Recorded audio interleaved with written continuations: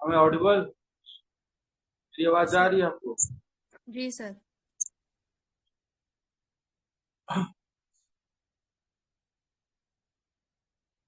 आज हम लोग हिंदू मैरिज यार discussing about Hindu marriage act and particularly kind of decrees which has been passed under Hindu marriage act by court. तो हम लोग आज हिंदू मैरिज एक्ट में किस किस तरह की डिग्री पास की जाती है उसके बारे में जनरल डेमो क्लास है, थोड़ी थोड़ी बात करेंगे सब पे। सबसे पहले आपको एक डिग्री पास होती है नलिटी, डिग्री ऑफ नलिटी। जा रही आवाज प्रॉपर सबको? तो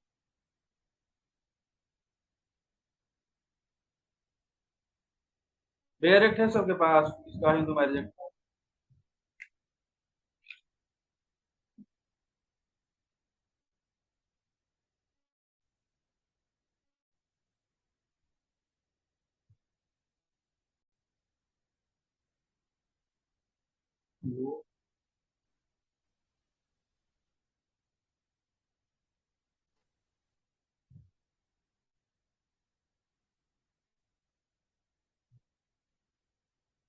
एक बार आप सेक्शन 5 निकालिए अगर आप बेयर एक्ट आप।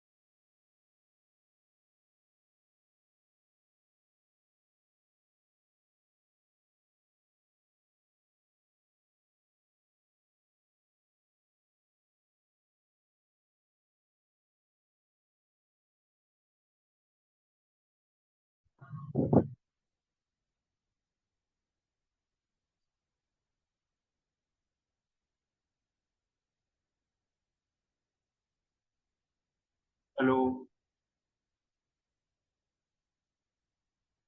Hello sir, good evening. Good evening. आवाज आ रही है आपको? क्लियर आ रही है। हाँ, तो ये मैं बात कर रहा था कि आज हम लोग जनरल डिस्कशन करेंगे कि किस किस तरह की degree under Hindu marriage act पास की जाती है कोर्ट द्वारा। तो पहला एक डिग्री होती है डिग्री ऑफ नलिटी, ठीक है। और उसके लिए अगर आपके पास बेयर एक्ट हो तो आप अपना बेयर एक्ट निकालिए और सेक्शन 5 पर रीड करेंगे। है सभी के पास बेयर एक्ट?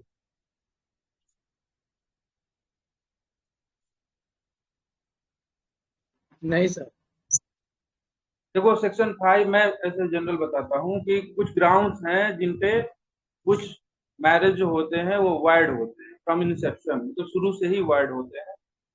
और उस वो हमारे यहाँ दिया गया है हमारे बेयर एक्ट में सेक्शन 11 में। और कुछ मैरिजेस जो होते हैं वाइडेबल इन नेचर होते हैं। वाइडेबल मतलब क्या? जहाँ पे एक पार्टी चाहे तो अपने मैरिज को अवॉइड करा सकती, ठीक है। तो वो कुछ ग्राउंड्स हैं और आप सेक्शन 11 में वो ग्राउंड है मैं बता रहा हूँ। क्लॉज 1, 4 और 5, मतलब अगर आपके पास लिविंग स्पाउस है, मतलब कोई भी व्यक्ति के पास लिविंग स्पाउस मतलब हस्बैंड एंड वाइफ लिविंग है, and after that he is doing a second marriage, then in that case second marriage will be void. और उसके बाद अगर आप सपिंडाज रिलेशन और प्रोहिबिटेड डिग्री में अगर शादी करते हैं वो शादी भी वॉइड, ठीक है। और सेक्शन 12 जो बात करता है वो वाइडेबल मैरिज की बात करता है। सेक्शन 12 में ग्राउंड है, पहला ग्राउंड है that the marriage has not consummated owing the importance of the respondent, कि अगर रिस्पॉन्डेंट इम्पोर्टेंट है तो अगर शादी उसके द्वारा उसके चलते कंज्यूमेट नहीं हो पा रही है तो इन दैट सिचुएशन ऑल्सो ये मैरिज जो होगा वो वाइड नहीं होगा, वाइडेबल। मतलब एक पार्टी चाहे तो उसको या तो वाइड करा ले या फिर चाहे तो मैरिज में अगर आगे कंटिन्यू करना चाहती है तो कंटिन्यू, ठीक है। दूसरा है that the marriage in contravention of the condition specified in clause 2 of section 5। Clause 2 of section 5 क्या है? क्लॉज 2 अगर आप देखेंगे तो इसमें लिखा हुआ कुछ लिस्ट है, capital neither party is incapable of giving a valid point, मतलब कोई भी पार्टी वैलिड कॉन्सेंट देने के लिए कैपेबल नहीं है, consequences of inconsequences of unsoundness of mind. तो अगर पागल वगल कोई है, पागल है और वैसे में अपना कंसेंट देने में वो कैपेबल नहीं है, या फिर वैलिड कंसेंट देने में कैपेबल है, लिखा कि दो capable of giving valid consent has been suffering from mental disorder, तो भले ही वो देने में कैपेबल है लेकिन इस तरह के मेंटल डिसऑर्डर से सफर कर रहा है, such a kind are to such an extent as to unfit for marriage and procreation of youth। तो इस तरह का उसका जो ये मेंटल डिसऑर्डर है और इस एक्सटेंट तक है कि वो शादी के लिए अनफिट है और बच्चों के प्रोक्रिएशन के लिए भी अनफिट, या फिर has been subject to recurrent attack of insanity. तो अगर उसको बार बार इंसैनिटी के दौरे आते हैं तो भी, और देखो इसमें एक एपिलेप्सी जो हुआ इसको ओमिट किया गया है, बाद में किसी का दौरा आता है इसको हटाया गया है, पहले ये भी ग्राउंड, या फिर तो ये अगर दूसरे ये सब ग्राउंड्स अगर हैं, अगर आपके साथ आप कंसेंट नहीं दे पाए, वैलिड कंसेंट नहीं देने में सक्षम, या फिर आप सक्षम हैं भी तो आप शादी के लिए फिट नहीं है, या फिर प्रोक्रिएशन ऑफ चिल्ड्रन के लिए फिट नहीं है, या फिर आपको रिकरेंट अटैक आती है इंसानिटी की, तो ये शादी क्या है, ये शादी वॉइडेबल। मैं यही कह रहा था कि अगर कोई चाहे तो कोर्ट में क्या लगाता है, पिटीशन लगाता है कि आप हमारी शादी को क्या करिए, डिक्लेयर करिए वॉइड, और इसके लिए आप स्पेसिफिक रिलीफ के सेक्शन 34 पे पिटीशन लगाते हैं। ठीक है, यहाँ तक लो।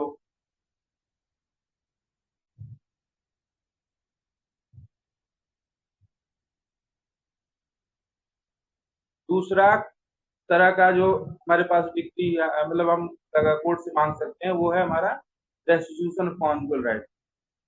इसके लिए सेक्शन 9 पढ़ते हैं आप।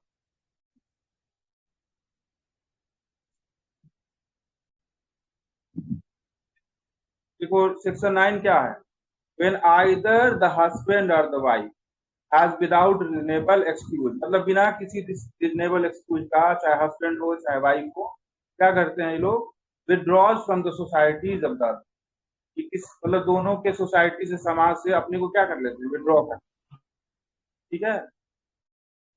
The aggrieved party may apply by petition to the district, तो जो एग्रीव पार्टी है वो डिस्ट्रिक्ट कोर्ट में पिटीशन लगाती है for restitution of conjugal rights, कि हमारा क्या करिए, रेस्टिट्यूट कराइए कॉन्जुगल राइट्स, मतलब क्या होता है, मैट्रिमोनियल राइट्स जो होते हैं, राइट्स उनको रेस्टिट्यूट कराने के लिए पिटीशन लगाया जाता है कोर्ट में। और अगर कोर्ट को ऐसा लगता है on being satisfied of the truth of the statement, ये ऐसा जो भी पिटीशन में जो बातें कही गई हैं ये सही है, तो कोर्ट क्या करेगा, that here is no legal ground why the application should not be grant, और कोई भी ऐसा लीगल ग्राउंड नहीं है कोर्ट के पास इस एप्लीकेशन पे ग्रांट मतलब नहीं ग्रांट किया जाए, तो वो पास करता है degree of restitution of conjugal right. अब इसमें एक बात ये समझिए कि इसकी कॉन्स्टिट्यूशनल वैलिडिटी पे भी सवाल उठा कि किसी को जबरदस्ती किसी के साथ रहने के लिए अगर कहा जाता है तो ये क्या है, ये वायलेशन है आर्टिकल 14 और 21, ठीक है, कॉन्स्टिट्यूशन। तो सबसे पहले केस आया था टी सरिता का केस था, यहाँ था, उसमें कोर्ट ने बोला कि जो ये रेस्टिट्यूशन हो रहा है एक तरह से बारबरस और सव्याज है, क्योंकि ये जबरदस्ती किसी को शादी में आने के लिए फोर्स करता है। उसके बाद एक हरमिंदर कौर का केस था दिल्ली हाई कोर्ट का, उस केस में कोर्ट ने कहा कि नहीं, ये कोई भी बारबरस नहीं है, क्योंकि कोर्ट को ऐसा लगता है कि रेस्टिट्यूशन जो है सिर्फ फिजिकल रिलेशन तक ही सीमित है, उससे ये बढ़कर, ठीक है, मैट्रिमोनियल राइट्स एंड ऑब्लिगेशन की भी बात करता है, और कहीं भी आपको कई रेमेडीज हैं, क्योंकि इसमें पहली बात ये लिखा गया है कि अगर आपके पास रीजनेबल एक्सक्यूज हैं तो फिर आपको कोई भी नहीं कह रहा है कि आप जाकर तो, ठीक है। तो यहाँ पे देखो विदाउट रीजनेबल एक्सक्यूज वर्ड, तो अगर पार्टी के पास रीजनेबल एक्सक्यूज है, if party has a reasonable excuse, तो फिर उनको जाने की जरूरत मतलब कोर्ट नहीं अलाउ करेगा। उसके बाद देखो इस कंट्रोवर्सी को अंत में सुप्रीम कोर्ट ने भी वो किया और सेटल किया, और वो केस था सरोज रानी का था। उसमें सुप्रीम कोर्ट ने वही रिएक्टेड किया जो कहा गया था हरविंदर कौर, जो दिल्ली हाई कोर्ट का जजमेंट था उसी। तो ये है रेस्ट्रिक्शन ऑफ कॉन्जुगल राइट की कॉन्स्टिट्यूशनल वैलिडिटी पे अगर बात होती है तो ये कहा गया कि ये कॉन्स्टिट्यूशनली क्या है, वैलिड। ठीक है यहाँ। उसके बाद फिर हमारे पास एक डिग्री आती है, degree of judicial separation. Judicial separation section 10 में अगर आप पढ़ते हैं, देखो इसमें क्या लिखा है, either party to a marriage. देखो एक तरह से क्या होता है कि अगर आपसे कभी कभी सवाल पूछा जाए तो कि डाइवोर्स और जुडिशियल सेपरेशन में अंतर क्या है, तो अगर वह एक लाइन में अगर कहा जाए तो डाइवोर्स जो होता है वो शादी को खत्म कर देता है। ठीक है, कोई भी राइट्स एंड ऑब्लिगेशन नहीं होते हैं पार्टीज के बीच। लेकिन जुडिशियल सेपरेशन में एक तरह से क्या होता है कि स्टे किया जाता है म्यूचुअल राइट्स एंड ऑब्लिगेशन को फॉर सम पीरियड, उस समय के लिए आपको कोई भी, आपका कोई अधिकार नहीं होगा, आपका कोई ऑब्लिगेशन। और ये प्रावधान इसलिए लाया गया, इस प्रोविजन को इसलिए लाया गया कि पार्टी एक बार रीथिंक कर सके कि हमें शादी को कंटिन्यू करना है नहीं करना। ठीक है, देखो इसमें ये लिखा है कि either party to a marriage whether solemnize before और after the commencement of the may present a petition. यहाँ पे देखो शादी होने के बाद क्या होता है कि कोई भी पार्टी कोर्ट में एक पिटीशन लगा सकती है praying for degree for judicial separation, कि वहां पे ये पार्टी लगा कर है कि हमारा क्या कर दें, सेपरेट। ठीक है, on any grounds specified in subsection 1 of subsection 13। अब देखो ज्यादातर जो डाइवोर्स के ग्राउंड है ना 13 के, वही ग्राउंड्स लगभग लगभग जुडिशियल सेपरेशन के भी ग्राउंड है, कुछ एक कुछ। तो ये लिखा है कि subsection 13 and in case wife also on any ground specified in subsection 2 thereof. और इसमें जो वाइफ के पास भी जो ग्राउंड है 13(2) में, स्पेसिफिकली 4 ग्राउंड है जो कि सिर्फ वाइफ को ही दिया गया है डाइवोर्स के लिए।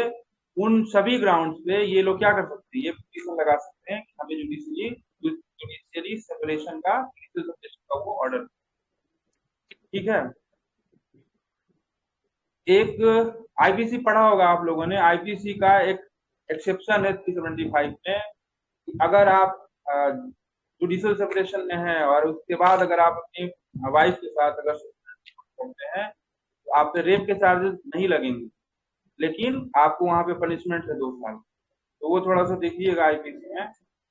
यहाँ पे देखो बस यही है कि आपके शादी तो चल रही है, आप जैसे क्या बोलते हैं ना कि लेकिन आपके mutual rights and obligation suspend हो जाते हैं फॉर सम पीरियड। ठीक है, उसके बाद अगर आप इसमें आगे देखिए लिखा है सेक्शन 2 पढ़ेंगे अगर 10 का, whether decree for judicial separation has been passed, it shall no longer be obligatory to the petitioner to cohabit with the spouse।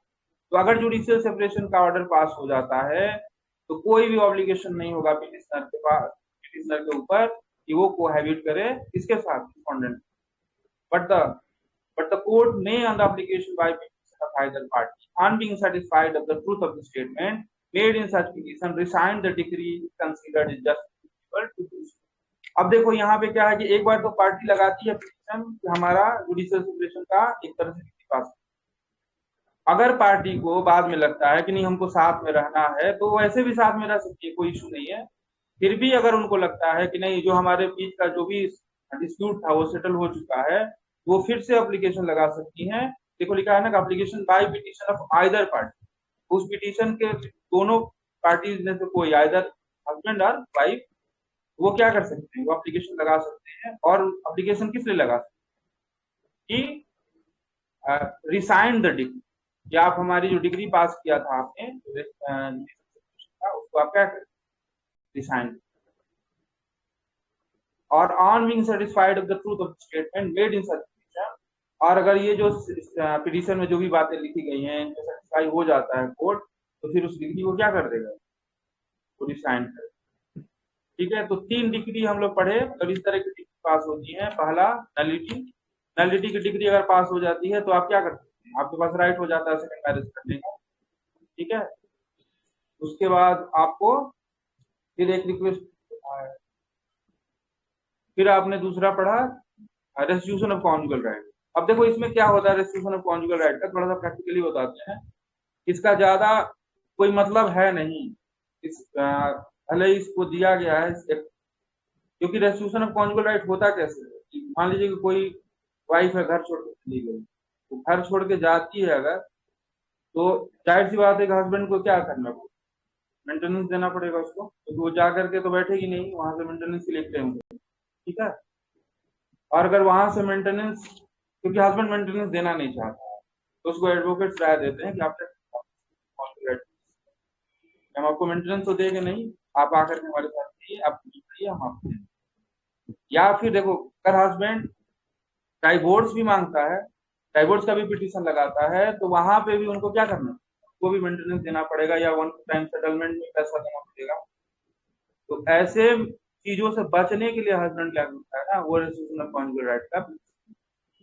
और वो जो बात कहा कोर्ट ने कि रेस्टिट्यूशन ऑफ कॉन्जुगल राइट्स में ये एक तरह से अनकॉन्स्टिट्यूशनलिटी सरिता के केस में, बाद में हरविंदर कौर के केस में बोला गया कि नहीं, ये कोई अनकॉन्स्टिट्यूशनल नहीं है, क्योंकि ये सिर्फ सेक्सुअल इंटरकोर्स और फिजिकल रिलेशन तक नहीं सीमित, ये इससे आगे की चीज है, और ये शादी को बचाने के लिए लाया गया। ठीक है। और वैसे भी इन पे कोई बड़ा वो नहीं हो रहा है जबरदस्ती कि आप जाकर उनके साथ देखिए, कोर्ट ऑर्डर कर सकता है कि साथ, कोर्ट ये नहीं ऑर्डर कर सकता है कि आप साथ में रह करके कोहिबिट करिए। ठीक है, मतलब यस।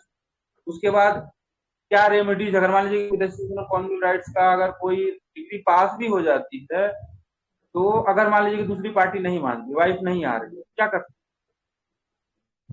उसके पास एक ही है कि अटैचमेंट ऑफ प्रॉपर्टी का प्रावधान है ऑर्डर में, सीपीसी अगर आप पढ़ोगे तो वहां पे एग्जीक्यूशन ऑफ डिग्री में ऑर्डर 21 रूल 32 में लिखा हुआ है कि वहां पे अटैच की जा सकती है। तो जनरली फीमेल के पास तो प्रॉपर्टी होता भी नहीं, अगर होगा भी तो क्या करेगी, ट्रांसफर कर देगी किसी का नाम, या फिर नहीं भी ट्रांसफर करेगी तो जाओ अटैच कर। और अगर अटैच कर भी लेते हो, नहीं अटैच कर लो तो कोई दिक्कत नहीं है, अगर 1 साल तक नहीं जाती है वो, तो आप 13 जब पढ़ेंगे तो वहां पे ये क्या हो जाएगा, वो डाइवोर्स का ग्राउंड हो। ठीक है। तो अगर वाइफ चाहती है कि हम डाइवोर्स लेंगे, तो डाइवोर्स भी ले सकते। तो इस तरह से अगर प्रैक्टिकली देखेंगे तो इसका ज्यादा महत्व, उतना महत्व नहीं। ठीक है। उसके बाद अब आप आ जाइए, एक मतलब सबसे बड़ा डिग्री जो हमारे मतलब इस हिंदू मैरिज एक्ट में पास होता है, वो कौन सी, वो है आपका डाइवोर्स। तो सेक्शन 13 किसी के पास डायरेक्ट नहीं है।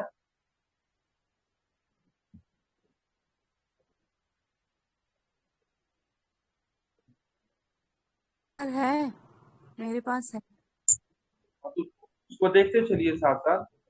बाकी देखो आज पहली क्लासेस है ना, तो उतना प्रॉपर तरीके से हो नहीं रही है, और शुरू से हो नहीं रही है, तो थोड़ा सा हो सकता है दिक्कत हो आप लोग को। सर कौन सा सेक्शन पढ़ा रहे हैं? सेक्शन में पढ़ा रहा हूँ, अभी 13 पढ़ाऊंगा, सेक्शन 13।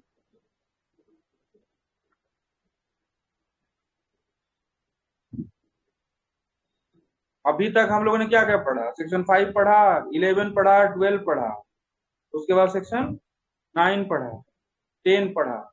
देखो इतना जल्दी जल्दी में इतना हम लोग पढ़ सकते। ठीक है।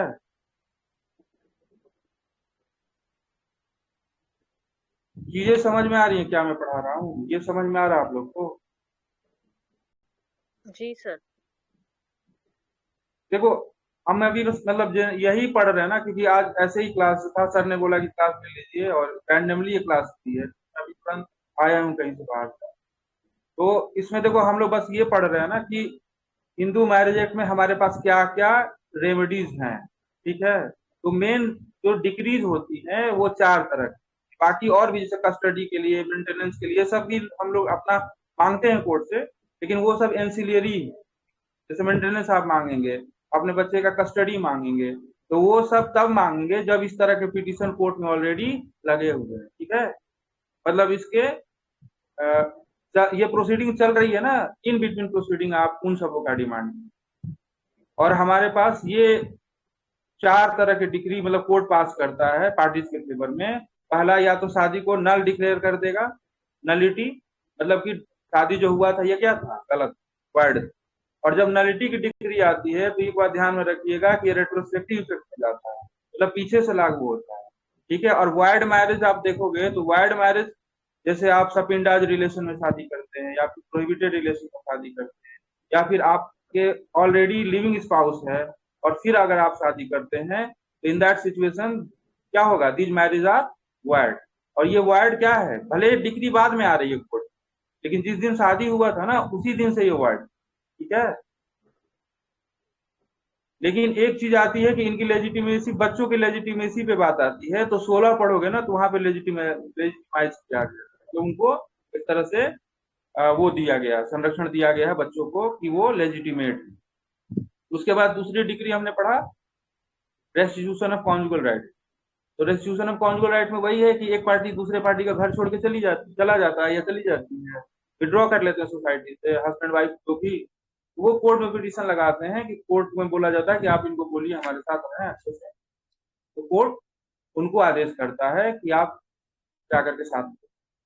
ठीक है। और उसी पे मैंने बात किया कि 2-3 केस लॉ मैंने बताया, जैसे कि सरिता, उसके बाद हरमिंदर कौर, उसके बाद सरोज रानी, ये सब केसेस देख लीजिएगा।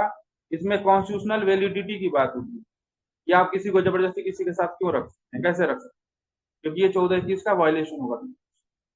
तो सरोज रानी के केस में कोर्ट ने कहा कि नहीं, ऐसा नहीं है, तो वायलेशन, इतना कोई बारबरस नहीं है, कोई जबरदस्ती इतना भी नहीं कर रहा कि आप जाकर के साथ, कि आपके पास बहुत से रेमेडीज हैं। जैसे पहली रेमेडीज तो आपके पास क्या है, आपके पास सबसे पहली रेमेडीज है कि आपके पास रीजनेबल एक्सक्यूज होना है। अगर आपका हस्बैंड आपके साथ क्रूएल्टी करता है मत जाइए, अगर रेंट्रियस रिलेशन में है मत जाइए, तो आपके पास अवेलेबल है मतलब कि रिकोर्स। तीसरा हमने पढ़ा जुडिशियल सेपरेशन। तो जुडिशियल सेपरेशन का जो प्रावधान लाया गया है, देखो कभी भी लॉ पढ़ो ना, एक चीज ध्यान में रखिएगा कि हमेशा जो डब्ल्यू फैक्टर है ना दिमाग में चलाते रहिए कि ये क्यों कानून आया, कब आया, कैसे आया, नहीं होता तो क्या होता, इसके आने से फायदा क्या है। तो उस और लेजिस्लेटिव इंटेंट हमेशा देखा जाता है कि आखिर में लेजिस्लेचर ने जब ये कानून बनाया तो उसका क्या मकसद।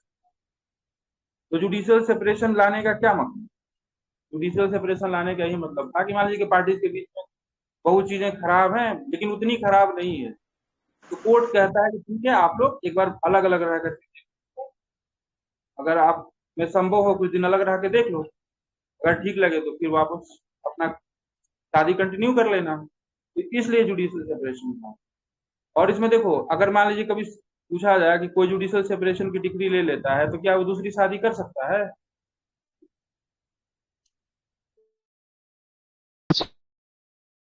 नहीं। किसी को नहीं पता, कुछ तो पढ़े होंगे लोग। Sir hello. मैरिज एंड नहीं हुआ है, टेम्पररी सस्पेंशन हुआ है, हाँ डिवोर्स के बाद क्योंकि ही। मैं, हाँ स्टेटस पार्टीज की नहीं बदली है तो वो लोग शादी नहीं करते। ठीक है। और शादी सस्पेंड नहीं हुई है, mutual rights and obligation suspend, क्योंकि अगर आप शादी में जाते हैं तो आपके कुछ अधिकार होते हैं और आपकी कुछ जिम्मेदारियां होती हैं, वो जिम्मेदारियां सस्पेंड होती हैं। ठीक है। शादी नहीं खत्म हुई। तो ये है, क्योंकि इसमें यही बात है कि शादी सस्पेंड नहीं होती, शादी कंटिन्यू कर रही है, बस म्यूचुअल राइट्स एंड ऑब्लिगेशन हो रहे हैं, इसलिए आप दूसरी शादी नहीं कर सकते। और एक चीज मैंने जो बताया कि अगर रेप का जब पढ़ोगे वहां पे, तो अगर डाइवोर्स के साथ बाद अगर आप अपनी बीवी के साथ, वाइफ के साथ अगर आप ये कुछ भी सेक्सुअल इंटरकोर्स करते हैं तो आप पे रेप के चार्जेस लगेंगे। जुडिशियल सेपरेशन के केस में रेप के चार्जेस नहीं लगेंगे, लेकिन इसका मतलब ये नहीं कि आपको छूट मिल गया, आपका कोई ऑफेंस ही नहीं बनेगा, आपके ऑफेंस बनेगा और इसमें शायद 2 साल की सजा एक बार मिलेगा। तो ये है। और अब जा करके सबसे बड़ा जो इसमें है डाइवोर्स। देखो डाइवोर्स में मैं बात कर लेता हूँ कि ये डिग्री, क्योंकि ये हमेशा आपके, आप एकेडमिक में हो तब एग्जाम में सवाल आना है, आप जुडिशरी एग्जाम देंगे तो भी ये सवाल आना ही है। ठीक है। तब सवाल तो सब आते हैं लेकिन इसकी ज्यादा प्रोबेबिलिटी है।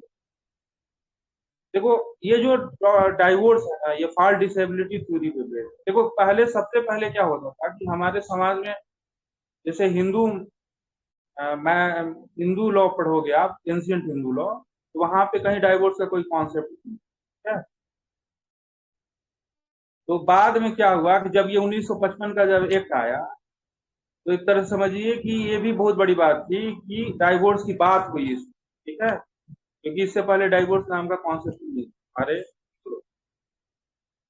तो अब ये जो आया था, ये फॉल्ट डिसेबिलिटी थ्योरी बोलते हैं, तो फॉल्ट बेस्ड थ्योरी थी या डिसेबिलिटी थी, या तो गलती किया पार्टी ने या फिर उसमें कोई डिसेबिलिटी आ गई, इन ग्राउंड पे उनको डाइवोर्स ग्रांट।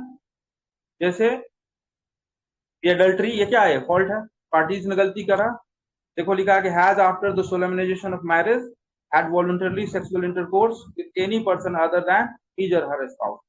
तो इसको एडल्ट्री कहेंगे कि अगर एडल्ट्री कर दिया किसने आफ्टर सोलेमनाइजेशन ऑफ मैरिज, तो अच्छा इसमें एक सेक्शन पढ़ेंगे आप 23 पढ़ेंगे, तो उसमें लिखा हुआ है कि कोई पार्टी अपनी गलती अपने रॉन्ग का फायदा नहीं उठाती।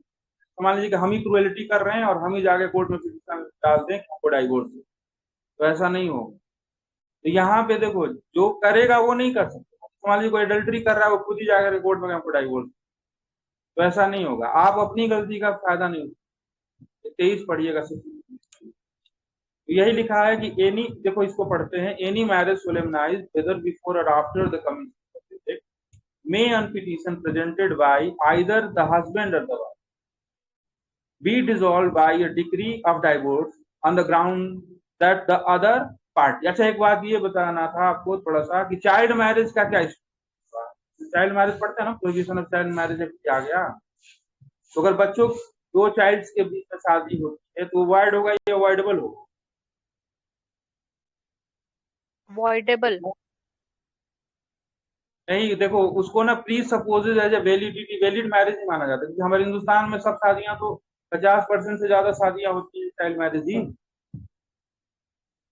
वो ग्राउंड हो सकता है डाइवोर्स, ठीक है, लेकिन जब तक कोर्ट ने उसको क्या बोलते हैं डिक्लेयर नहीं किया है नल एंड वॉइड, तब तक वो क्या माना जाएगा, शादी वैलिड है, ठीक है।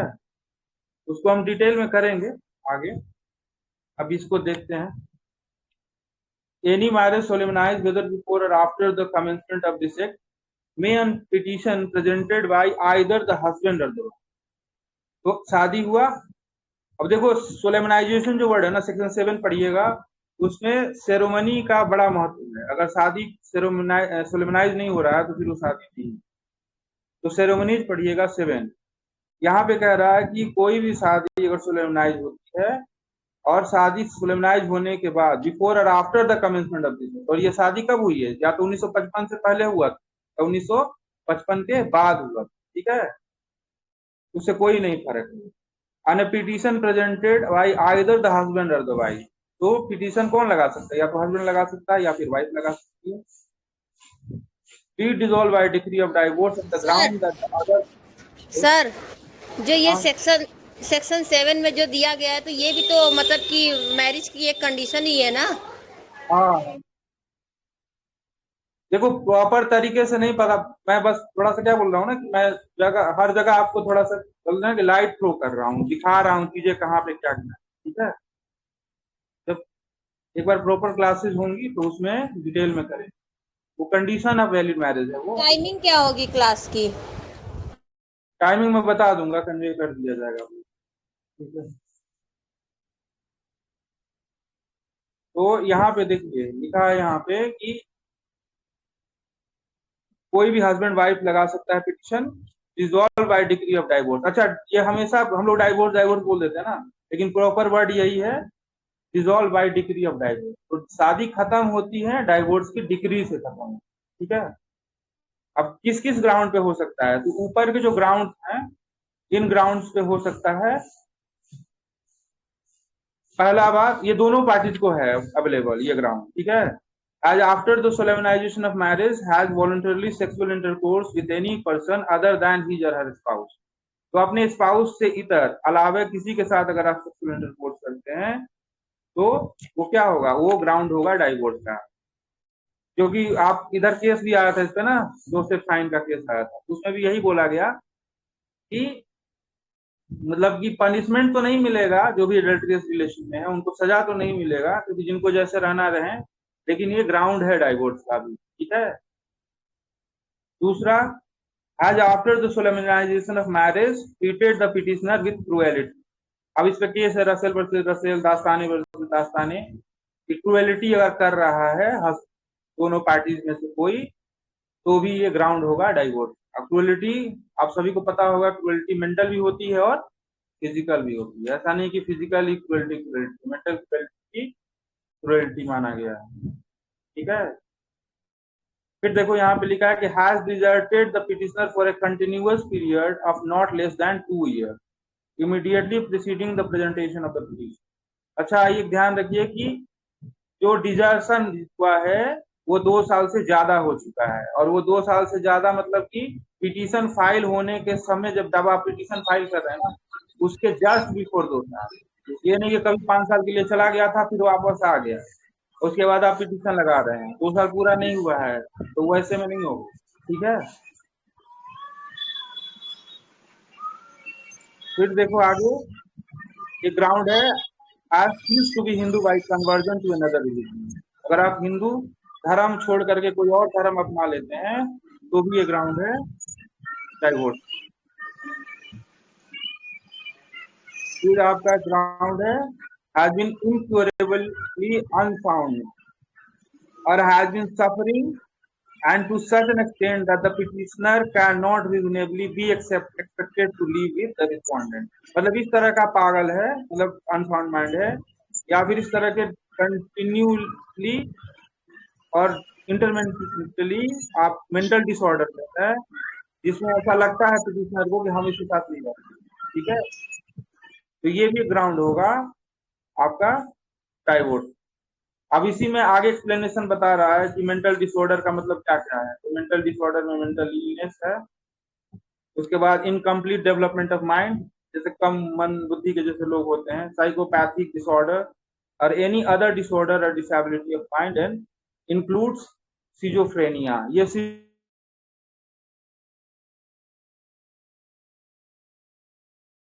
साइकोपैथिक डिसऑर्डर, इसका मतलब क्या होता है, लिखा है कि परसिस्टेंट डिसऑर्डर और डिसेबिलिटी ऑफ माइंड जो लगातार चल रहा है, वेदर आर नॉट इंडल्जिंग सब normality of intelligence which result in abnormality, aggressive और सीरियस इरेस्पॉन्सिबल कंडक्ट। मतलब ऐसा काम कर रहा है ना कि उसके साथ रहना बहुत ही मुश्किल, ठीक है। उसके बाद 4 कहता है कि has been suffering from virulent और इनक्योरेबल फॉर्म ऑफ लेप्रोसी। तो ये 2009 में हट चुका है, ये ध्यान रखिएगा कि कोढ़ की जो बीमारी थी ये 2019 में ओमिट कर दिया गया है, 2019 में हटा दिया गया है, तो ये अब ग्राउंड नहीं है। पहले ये ग्राउंड हुआ करता था ये आपका। अच्छा, ये एडल्ट्री पे भी है कि ये जो अमेंडमेंट से पहले जो था एडल्ट्री, जैसे हम लोग पढ़ रहे हैं 1976 से पहले, तो उसमें था कंटिन्यूअस एडल्ट्रियस रिलेशन, मतलब आपको लगातार रहेंगे तभी वो ग्राउंड होगा। लेकिन बाद में ऐसा नहीं है, अब ये कह दिया अगर एक बार भी किसी ने एडल्ट्री करा वो ग्राउंड हो जाएगा डाइवोर्स। फिर कहता है सफरिंग फ्रॉम, यहाँ पे हाँ, has been suffering from venereal disease in a communicable form, जैसे एड्स हो गया या सेक्सुअल कोई भी ऐसे बीमारियां हैं, अगर वो भी हो गया तो वो भी क्योंकि कम्युनिकेबल है तो वो ही ग्राउंड होगा डाइवोर्स का। फिर आपका है has renounce the world by entering any disorder, और किसी ने क्या बोलते हैं अपना दुनिया नहीं सन्यासी बन गया। और देखो 2 बातें ध्यान में रखना इसमें कि सिर्फ वर्ल्ड छोड़ना ही नहीं है, आपको रिलीजियस ऑर्डर भी ज्वाइन करना पड़ेगा। तो has renounce the world by entering any religious order, किसी रिलीजियस ऑर्डर में एंटर करके उसने क्या किया, दुनिया से मतलब छोड़ दिया है। उसके बाद 7 has not been heard of as being alive for a period of 7 years. अच्छा, 7 साल तक उसका क्या बोलते हैं, उसके बारे में सुना ही नहीं गया है, ठीक है, कहीं। और more by those person who would naturally have heard of it had the party been alive. तब 7 साल तक उनको किसी ने सुना नहीं है। तो ये सभी क्या होंगे, ये सब 13 में जितने भी चीज, ये सब ग्राउंड है किस चीज के, डाइवोर्स के।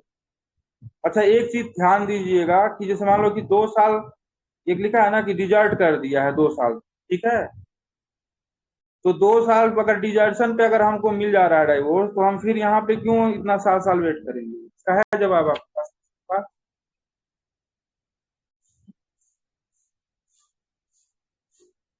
देखो डिजर्शन में क्या है ना, इंटेंशनल है वो, मतलब जानबूझ करके। लेकिन यहाँ पे इंटेंशनल वाली बात नहीं है, तुम जान के छोड़े हो क्या किया उसको, मतलब डिजर्ट करने का मतलब इंटेंशनल, यहाँ पे इंटेंशन देखा जाएगा। यहाँ पे इंटेंशन से मतलब नहीं है, यहाँ पे 7 साल हो गया मतलब कि डाइवोर्स के ग्राउंड हो जाएगा। ठीक है। अच्छा, उधर 494 जब पढ़ोगे, बाइगेमी पढ़ोगे अगर आईपीसी में, तो वहां पे भी अगर है कि किसी का हस्बैंड या वाइफ 7 साल से नहीं मिल रहा है, मतलब उसके बारे में कोई जानकारी नहीं है, तो दूसरी शादी कर सकता है। ठीक है। लेकिन देखो वहां पे पनिशमेंट तो नहीं होगा, लेकिन जो व्यक्ति मान लो उसका पुराना जो पहला हस्बैंड है, अगर शादी इसने कर लिया और दूसरा हस्बैंड से पहला हस्बैंड वापस लौट के आ गया, तब क्या होगा? तो वैसे में क्या होगा ना, ये जो सेकंड मैरिज है वाइड होगी। तो अगर आप दूसरी शादी कर रहे हैं तो ठीक है, 7 साल बाद अगर आप शादी करना चाहते हैं कर लीजिए, आपको पनिशमेंट तो नहीं मिलेगा। लेकिन अगर आप वैलिड मैरिज करना चाहते हैं तो आपको क्या करना पड़ेगा? आपको डाइवोर्स की डिग्री लेनी पड़ेगी कोर्ट से। ठीक है, इसी ग्राउंड पे यहाँ। ठीक है यहाँ तक? जी सर। उसके बाद देखो इसमें लिखा है कि एक्सप्लेनेशन पढ़ते हैं, this subsection expression desertion means the desertion of the petitioner by other party to the marriage without reasonable cause और विदाउट द कंसेंट और against the wish of such party. मतलब जैसे मान लीजिए कि जब डिजर्शन किसको मानेंगे, इसको एक्सप्लेन करता है। क्योंकि जब भी कभी आप किसी भी बैरक में अगर एक्सप्लेनेशन पढ़ते हैं तो ये समझ लीजिएगा कि किसी ने किसी बात को वहां पे क्या किया गया, एक्सप्लेन किया, चीजों को अच्छे से समझाया गया। तो यहाँ पे बस ये है कि डिजर्शन का मतलब समझाया इसी यहाँ पे कि desertion of the petitioner by the other party to the marriage.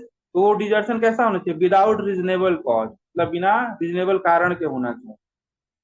ठीक है, मतलब कोई रीजनेबल कारण, मान लीजिए किसी की नौकरी है, वो तो साथ में रहेगा नहीं ना। या फिर हस्बैंड वाइफ दोनों जॉब करते हैं, दोनों ने मिल करके कह दिया कि ठीक है तुम अपने यहाँ जॉब करो, मैं यहाँ पे जॉब करता हूँ, मतलब अलग अलग स्टेट में, अलग अलग डिस्ट्रिक्ट में है, तो क्या है वो कंसेंट दिया है ना दोनों ने। लिखा है ना विदाउट द कंसेंट होना चाहिए, विदाउट रीजनेबल कॉज होना चाहिए और against the wish of such party. तो एक पार्टी कहता है नहीं तुमको नहीं जाना है, साथ में रहो, उसके बाद भी वो जाकर के अलग रहता है, तब उसको हम डिजर्शन मानेंगे। ठीक है। और एक और चीज समझिए कि डिजर्शन का मतलब ये नहीं है कि अकेले ही रहना, साथ में रह के भी डिजर्ट कर। ठीक है, न बात कर रहा है, न मिल रहा है, न कुछ, वैसे नहीं होता है, तो घर में ही रह रहा है, तो वैसे भी डिजर्शन हो सकता है।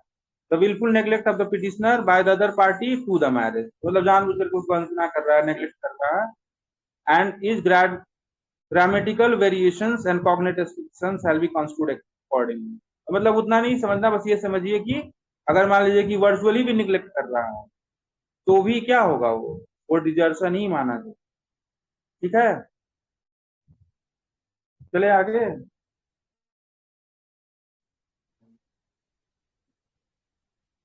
यहाँ तक ठीक है, समझ में आ रहा है नहीं आ रहा? फिर आप क्रॉस क्वेश्चन अगर करना चाहें तो कर सकते, कोई भी दिक्कत। क्लियर है सर। देखो अब यहाँ पे थोड़ा सा एक 1A देखिएगा, यहाँ पे लिखा है कि either party to marriage whether solemnize before और after the commencement of this may also present a petition for the dissolution of the marriage by decree of divorce on the ground। अब यहाँ पे देखिए कि कौन कौन से ग्राउंड्स पे यहाँ पे डिक्री ऑफ डाइवोर्स किया जा सकता है। तो कह रहा कि आइदर पार्टी मतलब कि चाहे वो हस्बैंड हो, आइदर हस्बैंड और वाइफ, और ये फिर कहा कि वेदर सोलेमनाइज और before after the commencement of this, और ये शादी पहले हुआ 1955 से या बाद में हुआ, ये क्या कर सकते हैं? May also present A petition for the dissolution of the marriage by degree of divorce. तो ये एक तरह से पिटीशन लगा सकता है कोर्ट में, किस किस ग्राउंड पे? देखो पहला ग्राउंड ये है कि that there has been no resumption of cohabitation as between the parties to the marriage for a period of 1 year. मतलब 1 साल तक पार्टी अपने में आपस में कोई भी कोहेबिट नहीं कर रहा, कोई साथ में नहीं रह रहा है। और upward after the passing of degree of judicial separation, या फिर जुडिशियल सेपरेशन की डिग्री जब पास हुई उसके बाद भी कोई व्यक्ति साथ में नहीं रह रहा है 1 साल तक, तो ये क्या हो जाएगा? ये शादी मतलब ये डाइवोर्स का ग्राउंड है, उसको हम ब्रेक डाउन थ्योरी बोलते हैं कि शादी अब चल नहीं सकती, ठीक है। दूसरा कहता है कि that there has been no restitution of conjugal right as between the party. जब वहां पे जो सेक्शन 9 में जो देखो यहाँ पे 10 में जुडिशियल सेपरेशन का ऑर्डर हुआ, उसके बाद 1 साल तक पार्टीज नहीं साथ में रहे। उसके बाद यहाँ पे लिखा कि रेस्टिट्यूशन ऑफ कॉन्जुगल राइट्स का हुआ, जो मैं वहां शुरुआत में ही बोल दिया था मैंने कि अगर 1 साल तक रेस्टिट्यूशन ऑफ कॉन्जुगल राइट्स की डिग्री आती है, उसके बाद भी पार्टीज नहीं साथ में रहती है, तो वो भी क्या होगा, वो भी डाइवोर्स का ग्राउंड है। लिखा है यहाँ पे कि that there has been no restitution of conjugal right as between the parties to the marriage for a period of 1 year or upward after the passing of a decree for restitution of conjugal rights in a proceeding to which they were party। मतलब जिसमें ये लोग parties थे ना restitution of conjugal rights वाली degree में, और ये लोग कोर्ट ने डिक्लेयर कर दिया था, उसके बाद भी ये पार्ट नहीं गया जो भी जाना था जिनको साथ में रहने के लिए 1 साल तक, तो ये ग्राउंड हुआ। अब एक नया कॉन्सेप्ट है आपका इरेट्रिएबल ब्रेकडाउन ऑफ थ्योरी, ठीक है। इधर शिल्पा शैलेश का एक नया केस आया था, वरुण श्रीनिवासन का केस, उसमें 2023 का जजमेंट है। उसमें देखो, उसमें एक बात उठा था कि जैसे क्या कोर्ट शादी, अब देखो कोई भी ग्राउंड भले नहीं है, लेकिन इतना शादी खराब हो चुका है ना कि ये लोग आपस में रह ही नहीं सकते, तो वहां पे एक बात उठा था कि क्या 142, क्योंकि इसमें टाइम लगता है ना, बहुत समय लगता है, आपके डाइवोर्स पिटीशन फाइल करेंगे तो बहुत लंबा समय लगेगा, तो वहां पे ये था कि क्या 142 का उपयोग 142 का कॉन्सेप्ट का क्या उसको उपयोग करके क्या शादी को डिसॉल्व करा जा सकता है। क्या आवाज कोई बोल रहा है क्या? Curative writ petition sir, Ashok Rupa Hurra versus रूपा हुरा वाला हाँ, केस। मतलब इसमें ये बात उठा था कि जैसे मान लीजिए कि हम पिटीशन जो लगाते हैं कोर्ट में आप डाइवोर्स के लिए, तो ये बहुत लंबा, एक दिन में तो डाइवोर्स होना नहीं है, 5 साल 6 साल 7 साल जितना भी समय लग सकता है। तो वहां पे यही बात उठा था, तो कोर्ट ने कहा कि हाँ ठीक है, यहाँ पे तो हम कर सकते हैं, मतलब आप 142 का यूज कर सकते हैं, लेकिन मतलब वो एक्सेप्शनल सर्कमस्टांसेस में, और जैसे पार्टीज को ऐसा लगता है, जैसे मान लीजिए किसी को अमेरिका इंग्लैंड जाना हो, वो बार बार आ नहीं सकता है, फर्स्ट मोशन सेकंड मोशन ये सब पढ़े थे ना, उधर पढ़ेंगे हम लोग जब म्यूचुअल कंसेंट वाले, उसमें मोशन की बात की गई है कि आप 6 महीने के बाद एक पिटीशन डालते हैं, फिर 6 महीने के बाद 12 महीने के बीच में आप सेकंड मोशन के लिए डालते हैं, और ये बात है उसमें कि दोनों पार्टीज को उस समय भी कंसेंट देना पड़ेगा, ये नहीं कि आप एक बार कंसेंट दे दिए और दोबारा सेकंड मोशन में नहीं देंगे। और सेकंड मोशन मतलब ये समझिए कि एफिडेविट दी जाती है वहां पे। तो इरेट्रिएबल ब्रेकडाउन थ्योरी थोड़ा सा इधर नया, मतलब क्या बोलते हैं, नया कॉन्सेप्ट है, तो उसको थोड़ा सा देखेंगे हम, पहले अभी इसको देख लेते हैं। तो वो क्रुएलिटी के साथ ही पढ़ेंगे, ठीक है, क्रुएलिटी जब पढ़ेंगे तो क्रुएलिटी के साथ जब उसको देखना होगा। देखो अब ये जो सेकेंड सबसेक्शन 2 है ना 13 का, सेक्शन 13 का, ये सब ग्राउंड जो है किनको मिला है, ये किसको मिला है, ये ग्राउंड वाइफ को मिला है, ठीक है। मतलब ऊपर के जितने ग्राउंड है ना, ये दोनों लोग, ये नीचे का जो ग्राउंड है, ये ग्राउंड है वाइफ। देखो लिखा है कि a wife also present petition for the dissolution of her marriage by degree of divorce on the ground. अब इनको क्या क्या ग्राउंड है वाइफ को, पहला कह रहा है in the case of any marriage solemnised before the commencement of this act that the husband had married again before सच। मतलब ये समझिए कि यहाँ पे शादी पहले हुई है बाद हुई हो, इस एक्ट के आने से उसका मतलब नहीं है, मतलब ये है कि इस एक्ट के आने के बाद हस्बैंड ने क्या कर लिया, दूसरी शादी कर ली, ठीक है। Husband had married again before such commencement and that any other wife or the husband married before such commencement was alive at the time of the solemnization of the marriage of the petitioner। देखो यहाँ पे ना, जैसे मान लीजिए कि किसी का शादी हुआ तो 1955 से पहले, उसके बाद 1955 के बाद भी उसने दूसरी शादी कर, ठीक है। और तो क्या होता है कि अब ये तो शादी पहले हुई थी तो वैलिड शादी थी, तो यहाँ पे क्या करता है ना कि जो पहली शादी हुई है तो पहली वाइफ को भी ग्राउंड है कि आप चाहिए तो डाइवोर्स ले लीजिए। देखो और से पहले अगर जो और वर्ड है ना, इसके ऊपर पढ़ोगे तो पहली वाइफ, और के बाद वाला जो पढ़ोगे तो ये दूसरी वाइफ पढ़ो। इसको in the case of any marriage solemnised before the commencement of this act that the husband had married again before such commencement, मतलब कि हस्बैंड ने क्या किया था, इस कानून के आने से पहले, इस एक्ट के आने से पहले शादी कर ली।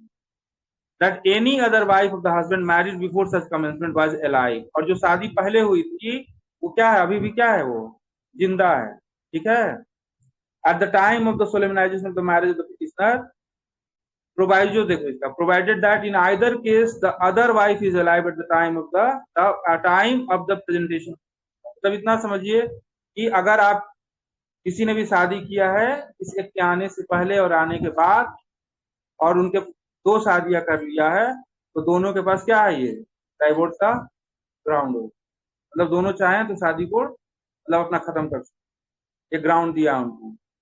दूसरा सबसेक्शन 2 पढ़िए, that the husband has since the solemnization of marriage has been guilty of rape, sodomy और बेस्टियलिटी। अब जब शादी के समय तक लिखा ना, since the solemnization of marriage, शादी के से वो क्या है, उसको रेप, सोडमी और बेस्टियलिटी का मतलब उस पर चार्जेस लगे हैं, तो ये भी क्या होगा, ये भी डाइवोर्स का ग्राउंड होगा। उसके बाद थर्ड देखिए, that in a suit under section 18 of Hindu adoption and maintenance act are in proceeding under section 125 of code of criminal procedure or under the corresponding section of 488 of CRPC 1898 का पुराना act है। A decree of order as the case may be has been passed against the husband awarding maintenance to the wife, notwithstanding that she was living apart, and since the passing of such decree or order, cohabitation between the parties has not been resumed for 1 year or upward। मतलब ये समझिए कि maintenance का order हुआ, maintenance दे रहा है और 1 साल तक पार्टी मतलब साथ में नहीं रह रही है, तो फिर यहाँ पे भी वाइफ को ग्राउंड है डाइवोर्स लेने का। फिर 4 है यहाँ पे कि द मैरिज वेदर सोलेमनाइज्ड और not was solemnized before she attained the age of 15 years। देखो ये 15 साल वाली बात है, ऑप्शन ऑफ प्यूबर्टी पढ़ेंगे मुस्लिम लॉ भी, तो वहां पे ये दिया हुआ है, लेकिन अभी ना इसको बढ़ा करके 18 साल कर दिया गया, जिससे नया कानून जो आया है वहां पे भी इसको बढ़ाया गया है, ठीक है। तो इसको बढ़ाना चाहिए, लेकिन अभी भी यहाँ पे 15 वर्ष ही लिखा हुआ है। तो देखो लिखा है that her marriage whether solemnized और not was solemnized before she attained the age of 15 years and she has repudiated the marriage after attaining the age but before attaining the age of 18 years। मतलब 15 साल से नीचे किसी की शादी हुई है और जब वो 15 साल की हो जाती है तो उसके पास एक अधिकार है कि अपनी शादी को क्या कर सकती है, वो खत्म कर सकती है, ठीक है। लेकिन एक यहाँ पे प्रोवाइजो कि उनको ये काम कब करना पड़ेगा, 18 साल से पहले करना है, ठीक है यहाँ तक।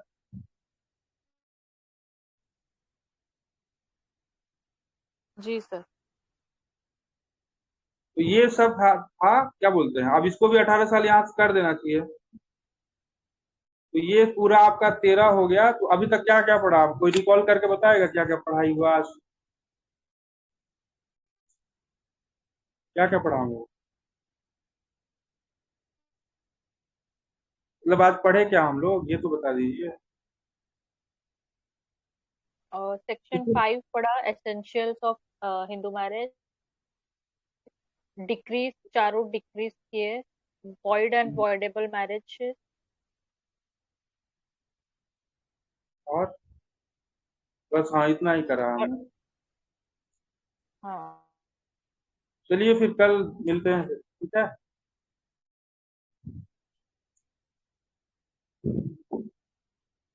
कोई क्वेरीज है किसी का, कुछ सवाल है तो कुछ मतलब इस टॉपिक से रिलेटेड।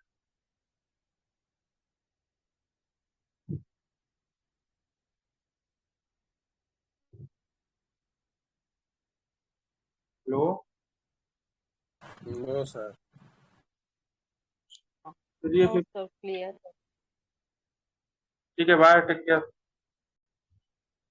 Thank you sir.